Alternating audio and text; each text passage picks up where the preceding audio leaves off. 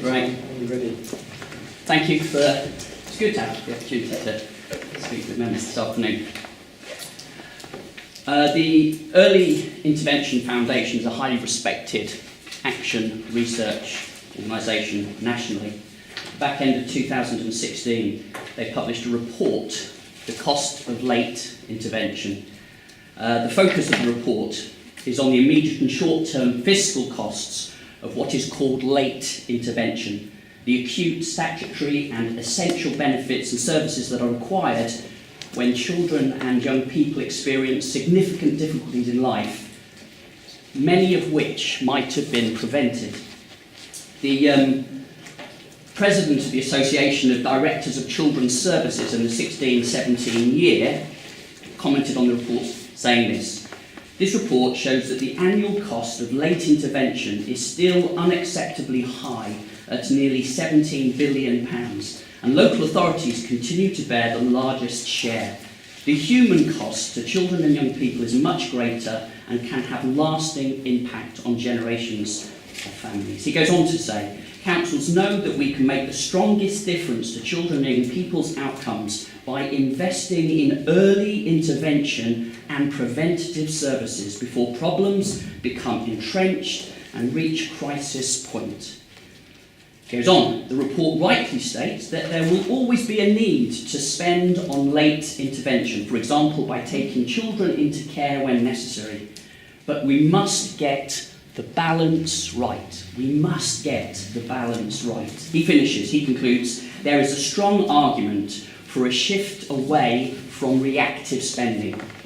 There was a report that came to this committee in 2016 which indicated that the spend per child on children's centre services was significantly lower than other regional authorities. This is prior to the proposed cuts. So I would refer members back to that report that was published in May 2016, which highlighted the underfunding of children's centres, for example.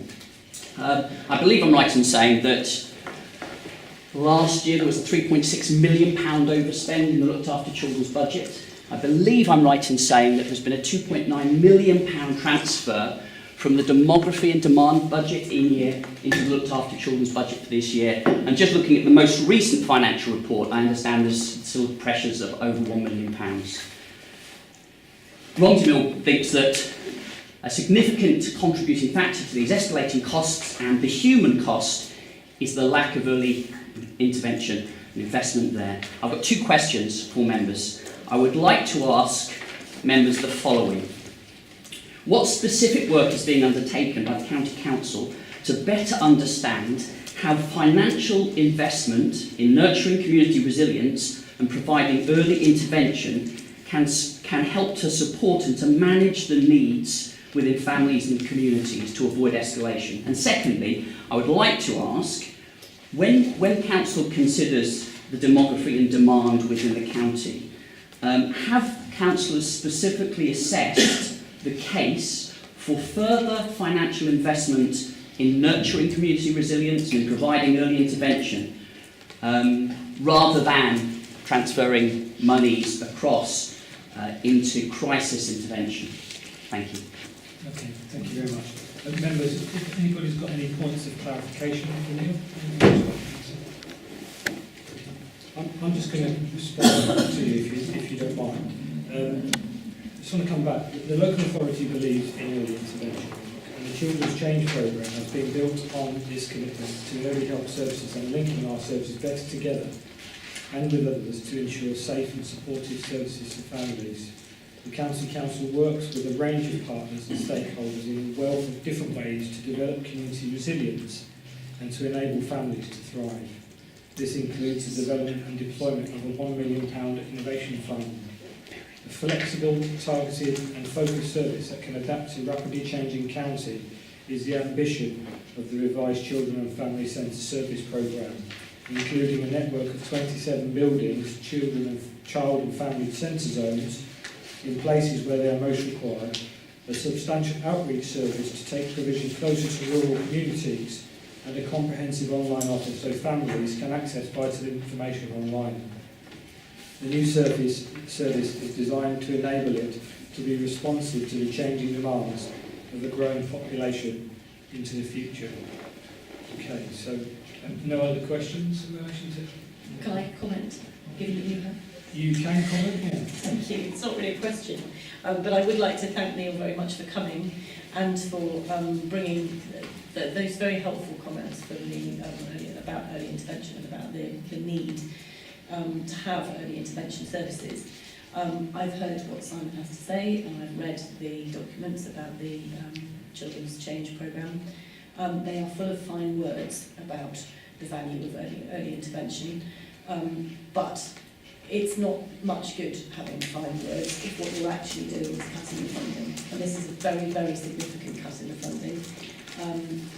It's an enormous cut to the children's centres around Cambridgeshire, and it's a very, very significant narrowing of the work that they do to a very targeted pool of individuals, not doing so much of the universal work that was being done before, and it's alongside many other cuts to early intervention work across the county. So it's following on from very, very significant reductions in the locality teams, which used to pick up some of this work for this, which children's centres are now, these children and family zones are now going to have to do. So I think we need to be very thoughtful in weighing the words from the chair of this committee with the actions of the county council, which don't seem to match. Thank you very much. Anybody else? Peter, yes. Thank you very much indeed. I think much of what you have said is pretty well known in the educational world. You refer to, of course, rightly to the costs that would fall on the local authority if we abandon or reduce this early provision. What you didn't mention, and what has been pretty well researched elsewhere, is that there are other costs on society later on down the line, in the justice system, in tax returns and so on and so forth. And a couple of interesting data points which I sort of hold on to as benchmarks is the American research on longitudinally, which has followed a group of children, vulnerable children, who had intervention and a match group didn't, and followed them right the way through to 27 and now to the age of 40. And it's a very interesting piece of work because it shows that by the age of 27, the cost to society is 7 times greater than the input when they were under 3. And by the time they reach 40, the cost is 14 times greater to society than it was, than the dollar. You know, $1 not invested has cost $14 by the time they reach the age of 40.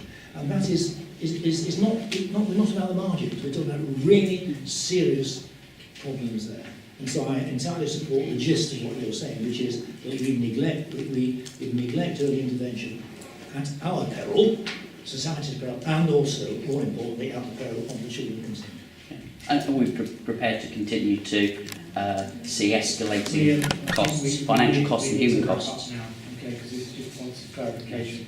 Can I just say, Councillor, thank you for the opportunity. I don't think my question has been addressed in your statement, so I would like to follow that up because I don't believe the second part of my question has been addressed in the statement at all. Thank you, Simon. Okay. Thank you. Neil, thank you very much for coming in. Appreciate your time. Thank you.